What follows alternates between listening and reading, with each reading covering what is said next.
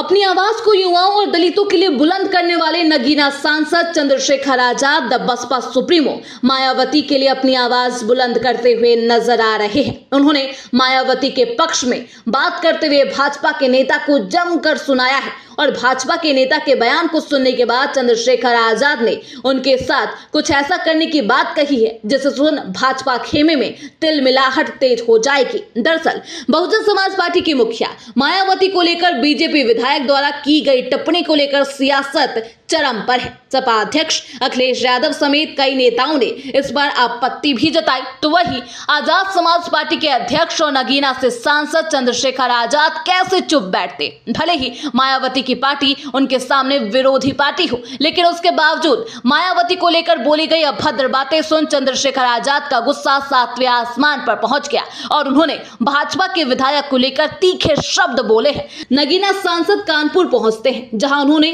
SC/ST आरक्षण से लेकर तमाम मुद्दों पर केंद्र सरकार पर निशाना साधा। इस दौरान जब उनसे बीजेपी विधायक द्वारा बसपा सुप्रीमो मायावती को लेकर की गई टिप्पणी पर सवाल किया गया तो वो बुरी तरह भड़क उठे। उन्होंने कहा कि उस विधायक को जूते से पीटना चाहिए। बीजेपी के कुछ नेताओं के दिमाग खराब हो गए हैं, वो हैसियत से ज्यादा बोलने लगे हैं। कभी कभी वो अपने नेताओं को खुश करने के चक्कर में ये भी भूल जाते हैं कि इसके परिणाम क्या हो सकते हैं।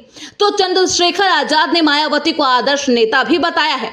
नगीना सांसद टिप्पणी को सुन बहुत ज्यादा ही भड़क उठते हैं और उन्होंने यहां तक कह दिया कि अब हिसाब किताब किया जाएगा। दरअसल चंद्रशेखर आजाद ने आगे कहा कि बहन जी हमारी नेता है, आदर्श है, उनके सम्मान में अगर कोई गलत शब्द कहेगा तो फिर भीम आर्मी के लोग और आजाद समाज पार्टी के लोग उससे हिसाब किताब करेंगे। इस बात के लिए मैं उन्हें सावधान करना चाहता हूं। चंद्रशेखर ने इस दौरान अन्य मुद्दों को लेकर भी प्रदेश और केंद्र सरकार पर जमकर निशाना साधा।